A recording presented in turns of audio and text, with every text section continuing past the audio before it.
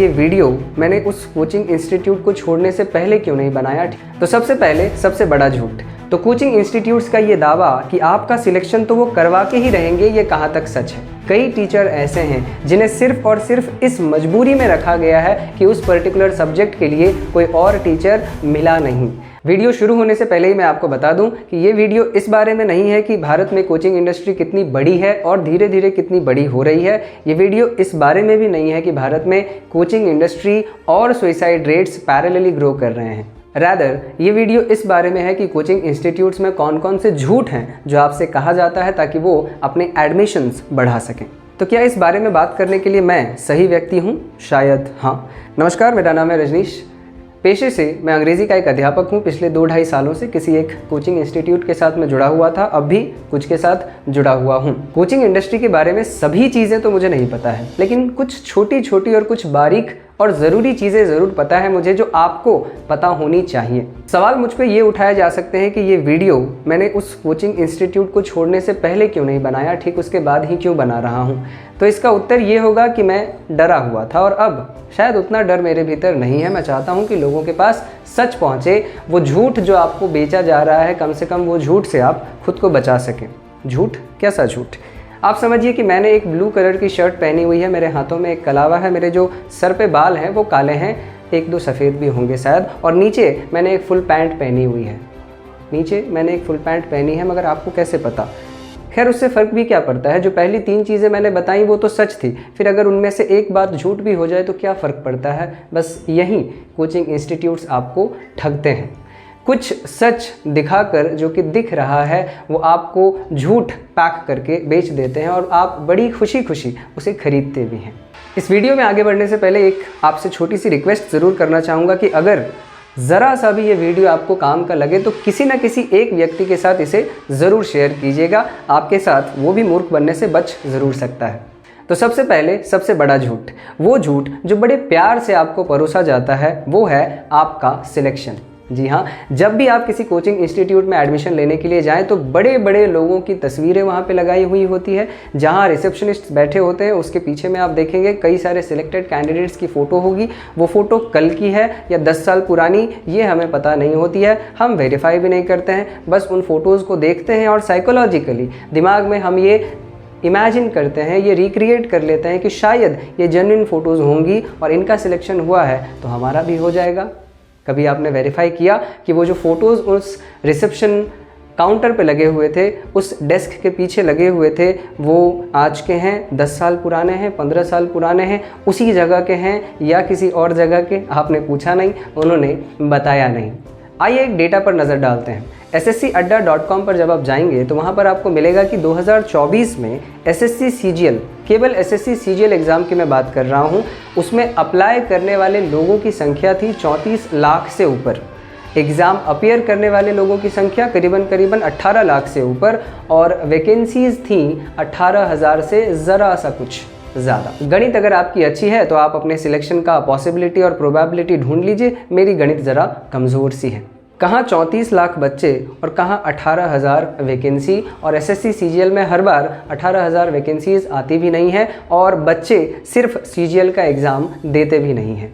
तो coaching institutes का ये दावा कि आपका सिलेक्शन तो वो करवा के ही रहेंगे, ये कहाँ तक सच है। सवाल ये है कि क्या कोचिंग इंस्टीट्यूट्स में पढ़ाने वालों को या एडमिशन लेने वालों को इस बात की जानकारी नहीं है? बिल्कुल है। कायदे से मैं ये एक बात कह दूं कि हर पढ़ाने वाला टीचर जिसके पास अच्छा खासा एक्सपीरियंस है वो 3 से 4 महीनों में आपके पढ़ने के तरीके को देखकर बता देगा कि आपका सिलेक्शन इस एग्ज़ाम में होगा या नहीं होगा। खैर, ये तो दूसरी बात है। पहली बात, आपको इस एग्ज़ाम की तैयारी करनी चाहिए या नहीं करनी चाहिए ये भी उस टीचर को पता होता है, लेकिन वो बताता नहीं है। क्यों? क्योंकि आप तो उसके बैंकर है ना, आपसे तो उसको प्रॉफिट होने वाला है। आपका सिलेक्शन हो या ना हो, आपका एडमिशन तो ऑलरेडी उसके कोचिंग इंस्टीट्यूट में हो चुका है। भैया, वो अपने पाँव पर कुल्हाड़ी क्यों मारे और आपको वो सच क्यों बताए कि you are not fit for this exam. हो सकता है आपके ईगो को हर्ट हो जाए, लेकिन आप हर एग्ज़ाम के लिए फ़िट हों ये ज़रूरी नहीं है। क्यों? क्योंकि आप किसी दूसरे काम के लिए बनाए गए होंगे। बहुत पहले हमारे एक गुरुजी हुए, उन्होंने हमसे कहा कि भैया, जंगल में अगर हर एक जानवर को कह दिया जाए कि पेड़ के ऊपर चढ़ने का एक कंपटीशन है तो क्या सारे जानवर एक ही गति से ऊपर चढ़ जाएंगे? ऑब्वियसली नहीं। बंदर जीतेगा, बाकी सारे लोग हार जाएंगे, या हो सकता है कोई और जानवर जीत जाए और बाकी सारे जानवर हार जाए। क्यों? क्योंकि कंपटीशन ही गलत था। आप जिस कंपटीशन का हिस्सा बन गए हैं, या यूं कहें कि आपको ज़बरदस्ती जिस कंपटीशन का हिस्सा बना दिया गया है, आप वहां होने भी चाहिए या नहीं होने चाहिए ये उस टीचर को पता होता है, लेकिन वो बताएगा नहीं आपसे। ये वो बड़ा झूठ है या ये वो बड़ा सच है जो आपसे छुपाया जाता है। विश्वास मानिए, आप में से हर कोई एग्ज़ाम्स देने के लिए पैदा नहीं हुआ है। आपके पास दूसरे टैलेंट्स भी हैं, आपके पास और काबिलियत भी हैं, मगर सोसाइटी के नाम पर ज़बरदस्ती आपको ढकेला जाता है कि आपको इस पर्टिकुलर एग्ज़ाम को क्रैक करना है। क्यों? क्योंकि आप कर सकते हैं। झूठा मोटिवेशन बेचा जाता है आपको कि हाँ भाई तुमसे हो जाएगा। कितने कितने प्रलोभन दिए जाते हैं, लाइफ टाइम की वैलिडिटी दी जाती है कि एक बार आपने सिलेक्शन कर लिया, एक बार आपने एडमिशन ले लिया हमारे कोचिंग इंस्टीट्यूट में, फिर आप जीवन भर आइए, उतने ही पैसे पर आप जीवन भर पढ़ाई कर सकते हैं। क्यों भाई? क्यों पढ़ना है आपको जीवन भर? और अगर लाइफ टाइम वैलिडिटी है, इसका मतलब कहीं ना कहीं साइकोलॉजिकली वो आपके ब्रेन में ये फीड कर रहे हैं कि हो सकता है बहुत सालों तक आपका सिलेक्शन ना हो, जो कि उन्हें भी पता है। क्यों? क्योंकि आप वो मछली हैं जो रास्ते पर दौड़ना चाहते हैं। आप रास्ते पर दौड़ने के लिए नहीं बने, आप तो पानी में तैरने के लिए बनाए गए थे। बहरहाल इस पे और भी बहुत सारी चीज़ें बोली जा सकती है, लेकिन हम आते हैं अपने दूसरे झूठ की तरफ, या दूसरे प्रलोभन की तरफ, या दूसरे ट्रिक की तरफ। जो दूसरा ट्रिक है जो कोचिंग इंस्टीट्यूट्स अप्लाई करते हैं वो है पूरी की पूरी फीस वो आपसे एक ही बार ले लेते हैं। पता है क्यों? क्योंकि बहुत सारे बच्चों को पढ़ाई के एक या दूसरे महीने में ये रियलाइज़ हो जाता है कि ये पर्टिकुलर एग्ज़ाम उनके लिए नहीं है। लेकिन अगर उस समय में वो डिसाइड कर लें कि भैया अब मुझे छोड़कर चले जाना है, तो कोचिंग इंस्टीट्यूट को फ़ीस तो केवल 2 महीनों की ही मिलेगी, बाकी जो 3 या 4 महीनों की फ़ीस मिलनी थी वो तो रह जाएगी। इसी वजह से कोचिंग इंस्टीट्यूट्स वाले पूरी की पूरी फ़ीस आपसे एक ही बार में ले लेते हैं, ताकि बाद में यदि आपको भागने का मन भी किया तो कहीं ना कहीं मन में ये रहेगा कि इतने पैसे दिए हैं तो कुछ दिन और रुक जाते हैं। और धीरे धीरे जब आप उस एक ही जगह पे बार बार लगातार जाते रहते हैं तो फेल होने के बाद भी कहीं ना कहीं आपके मन में ये घर कर जाता है कि शायद वहाँ रहूँ तो पास हो जाऊँगा। क्यों? क्योंकि वो झूठा मोटिवेशन जो सच में बहुत झूठा है वो आपको बार बार दिया ही जाता है। वो एक चाशनी है जो असल में चाशनी है भी नहीं, वो आपको मीठी लगती रहती है और आप उसे खाते रहते हैं। तीसरी चीज़ जो आपको बेची जाती है वो है सुविधाएं। जी हाँ, एसी लगी हुई है हमारे क्लासेस में, हमारे पास बेंच बहुत अच्छे हैं, हमारे डिजिटल बोर्ड का क्वालिटी बहुत अच्छा है, हमारे पास जो मार्कर है ना वो तो कभी ख़त्म ही नहीं होता है, हमारी जो किताबें हैं वो तो गीली ही नहीं होती हैं, हमारे जो टीचर्स हैं वो बहुत हैंडसम है। इस तरीके की सुविधाएँ आपको बेची जाती है और आप बिक जाते हैं। शिक्षा नहीं दी जा रही है आपको, लेकिन उसके अगल बगल जितनी भी सुविधाएं हो सकती हैं वो सारी की सारी सुविधाएं आपको दी जाती हैं, और इन सुविधाओं के नाम पर ही मोटे मोटे पैसे आपसे वसूले जाते हैं।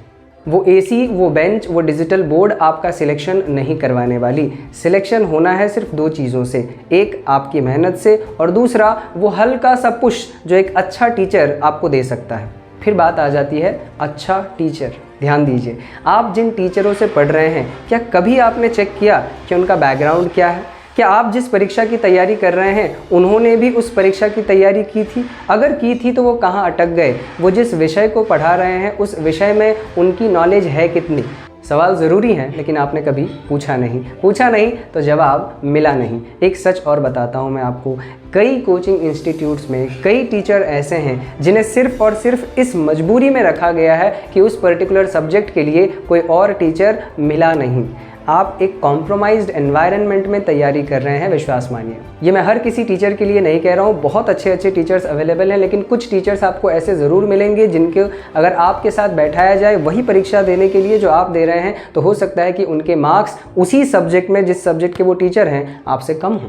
मगर इसकी वैलिडिटी करेगा कौन? आपसे कहा जाता है कि भैया 1 डेमो क्लास ले लो, 2 डेमो क्लास ले लो, 3 डेमो क्लास ले लो और उसके बाद डिसाइड करो तुम्हें इनसे पढ़ना है या नहीं पढ़ना है। अरे भैया, हो सकता है कि उस टीचर ने कोई 1, 2 या 3 टॉपिक बहुत अच्छे से प्रिपेयर किया हो और डेमो क्लास में बस उसी चीज़ को रिपीट किए जा रहा हो। क्या पता आपको कि वो टीचर जो हर एक टॉपिक पढ़ाने जा रहा है उसका सारा टॉपिक उतना ही स्ट्रांग हो जितना कि उसके प्रैक्टिस किए हुए टॉपिक्स हैं। अच्छे टीचर्स ना होने के कारण भी हैं। कारण मुख्य 2। एक, उनकी जॉब सिक्योरिटी नहीं होती। किसी भी कोचिंग इंस्टीट्यूट में किसी भी टीचर की किसी प्रकार की कोई जॉब सिक्योरिटी नहीं होती है। उन्हें किसी भी ग्राउंड पर कभी भी बाहर निकाला जा सकता है। और दूसरी, उनकी सैलरी बहुत कम होती है। अब सैलरी कम होगी तो कम सैलरी पर बहुत अच्छे टीचर्स आपको मिलने वाले हैं नहीं।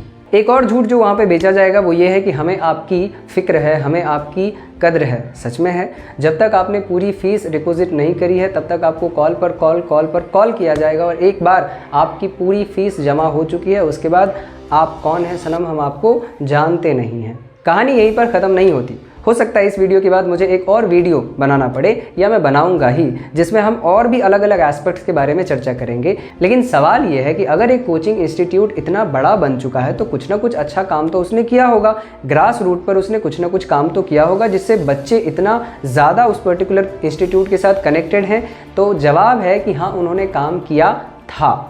इनिशियली जब कोई भी कंपनी ग्रो कर रही होती है, जब कोई भी कोचिंग इंस्टीट्यूट खास करके ग्रो कर रही होती है, तो उसमें जेन्युइन लोग होते हैं, अच्छे टीचर्स होते हैं। जैसे ही धीरे धीरे आप अपना एम्पायर बड़ा करने की कोशिश करते हैं, धीरे धीरे ब्रांचेस बढ़ाते हैं, शाखाएं बढ़ाते हैं, तो आपको बहुत सारे लोगों को ऐड करना पड़ता है, क्योंकि फिर बात मेंटेनेंस की हो जाती है। याद रखिए, हर प्राइवेट इंस्टीट्यूट एक पर्टिकुलर पॉइंट पे आने के बाद सिर्फ और सिर्फ प्रॉफिट के लिए काम करती है, अपने प्रॉफिट के लिए एंड समवॉट मॉनिटरी प्रॉफिट के लिए ही वो लोग काम करते हैं। आपकी प्रॉफिट ऐसा मैं नहीं कहूँगा कि बिल्कुल नहीं होता है, आपकी प्रॉफिट भी होती है, लेकिन उसके लिए और बहुत सारी चीज़ें हैं जिसकी कीमत आपको चुकानी पड़ती है। सिर्फ पढ़ाई कोचिंग इंस्टीट्यूट्स का मुद्दा नहीं होता है, सिर्फ पढ़ाई देना, सिर्फ अच्छी शिक्षा देना, ये सारे कोचिंग इंस्टीट्यूट्स नहीं चाहते हैं। उसके इर्द गिर्द बहुत सारी और भी चीज़ें होती हैं। अगर ये आप सच में जानना चाहते हैं तो कभी खोजिए कि आपके कोचिंग इंस्टीट्यूट के जो भी मालिक हैं उनकी कुल संपत्ति कितनी है, वो रहते कहाँ पर हैं, वो कैसे रहते हैं, उनके पास क्या क्या चीज़ें हैं,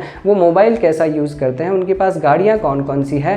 प्रॉफिट नहीं हुआ है तो ये सारी चीज़ें उनके पास आई कहाँ से हैं। आप उनके बैंकर्स हैं, आपसे पैसा उन्हें चाहिए ही। मगर बात यही है कि अगर आप एक लिमिट से ज़्यादा क्रॉस कर जाएं, एक लिमिट से ज़्यादा अपने आप को फैला दें, तो उसके बाद क्वालिटी कंट्रोल रख पाना बड़ा मुश्किल होता है। उसके बाद फिर आप काम चलाने के लिए बहुत सारी काम को करते रहते हैं, फिर आप अपने अच्छे चीज़ों को बेचते हैं, अच्छे चीज़ों को प्रेजेंट करते हैं, और उसकी आड़ में, उसके पीछे बहुत सारे काम चलाऊ चीज़ों को भी बेच लेते हैं। और बहुत सारे कोचिंग इंस्टीट्यूट्स में ऐसा होता है। बहुत अच्छे अच्छे टीचर्स का फेस दिखाकर बहुत ही एवरेज या मॉडरेट टीचर्स को भी बेच दिया जाता है। कुछ एक दो अच्छे नाम हो सकते हैं, कुछ एक दो अच्छे इंस्टीट्यूट्स हो सकते हैं, कुछ 10-12 अच्छे रिजल्ट्स हो सकते हैं, और उसके नाम पर बहुत सारे एडमिशन्स बेच लिए जाते हैं और आप खरीद लेते हैं। देखिए, इंस्टीट्यूट्स बंद नहीं होने वाले हैं, लेकिन आप सतर्क ज़रूर हो सकते हैं, आप सही सवाल ज़रूर पूछ सकते हैं। जब आप किसी कोचिंग इंस्टीट्यूट में जाएं और उनके पीछे दीवार पर लगी हुई जब फ़ोटोज़ देखें तो उनसे ज़रूर पूछिए कि इस इंस्टीट्यूट से हाल फिलहाल में कितने लोगों का सिलेक्शन हुआ है, कौन कौन से पोस्ट्स पर हुआ है, उनका डिटेल हमें चाहिए। इतना काम तो आप ज़रूर कर सकते हैं। उनसे पूछिए कि जितना फ़ीस हमसे लिया जा रहा है उस फीस का ब्रेकडाउन क्या है, इतना फ़ीस ही क्यों लिया जा रहा है, क्या कम हो सकता है, ज़्यादा हो सकता है, क्या अलग अलग सुविधाएं हैं जो हमें दी जा रही हैं जिसके बदले वो फीस ले रहे हैं, हो सकता है हमें वो सुविधाएं नहीं चाहिए। अगर वहाँ पर फीस काटी जा सकती है तो आप वहाँ पर फीस कटवा भी सकते हैं। हो सकता है डेमो देते हुए आप किसी अलग टीचर से डेमो लिए थे और उनका क्लास आपको बहुत अच्छा लगा था, और 1 महीने 1.5 महीने पढ़ने के बाद आपको पता चलता है कि अब तो वो टीचर वहाँ पे रहा ही नहीं, उस पर्टिकुलर सब्जेक्ट के लिए कोई दूसरा टीचर आने वाला है और वो टीचर शायद उतना अच्छा ना हो, तो जिसका चेहरा देखकर आप वहाँ पर पढ़ने के लिए आए थे, अब अगर कंपनी पॉलिसीज़ के वजह से या उनके अनबन के वजह से उस टीचर को चेंज कर दिया जाता है, तो इसका खामियाजा भुगतना किसे पड़ेगा? आपने तो एडमिशन ले चुका है उनके कोचिंग इंस्टीट्यूट में, पैसे तो आपने पूरे दिए हुए हैं, जिसे देखकर आपने पैसे दिए थे वो तो चला गया। अब जिससे आपको पढ़ना पड़े, अगर वो सब स्टैंडर्ड हो, अगर वो एवरेज टीचर हो, तो जो नुकसान आपको झेलना पड़ेगा उसकी जिम्मेदारी कौन लेगा? फीस आपको एक ही बार में पूरा क्यों चाहिए? आप महीने महीने करके लीजिए। आप अपने आप को एसेस कीजिए कि मैं जिस एग्ज़ाम की तैयारी कर रहा हूँ, महीने भर 2 महीने भर पढ़ने के बाद आप खुद को देखिए कि क्या सच में आप कंपैटिबल हैं उस पर्टिकुलर एग्ज़ाम के लिए, क्या सही भी है वो एग्ज़ाम आपके लिए, सच में आपको करना भी है ये। अगर नहीं करना है तो बाकी जो 3-4 महीने का पैसा है वो तो कम से कम बचाया जा सकता है। इतना तो सतर्क आप हो सकते हैं। और भी न जाने कितने कितने मुद्दे हैं, और भी न जाने कितने पॉइंट्स हैं, लेकिन समय के अभाव की वजह से अभी फ़िलहाल मुझे कहीं निकलना है, इस वजह से इस वीडियो को थोड़ा सा शॉर्ट रखते हैं, यहाँ पे इसको ख़त्म करते हैं। लेकिन सवाल ख़त्म नहीं हुए हैं, मेरे जवाब ख़त्म नहीं हुए हैं, मेरे और भी तीखे तीखे प्रश्न हैं वो ख़त्म नहीं हुए हैं। एक और वीडियो डेफिनेटली इसके ऊपर आने वाली है। लेकिन अगर आपको ये वीडियो काम की लग रही है तो इसे ज़्यादा से ज़्यादा शेयर कीजिए। ये वीडियो कब वायरल होगी, कितने दिनों में वायरल होगी, ये मुझे नहीं पता, लेकिन इतना यकीन है कि कभी ना कभी मेरी ये जो आवाज़ है, मेरे ये जो प्रश्न है, ये सही कई लोगों तक पहुंचेगी ज़रूर और हम अपने फ़ीस स्ट्रक्चर को लेकर, कोचिंग इंस्टीट्यूट्स में बेचे जा रहे झूठ को लेकर, टीचर्स के जॉब सिक्योरिटी को लेकर, उनकी सैलरी को लेकर कभी ना कभी किसी न किसी से इस बात पे चर्चा ज़रूर करेंगे।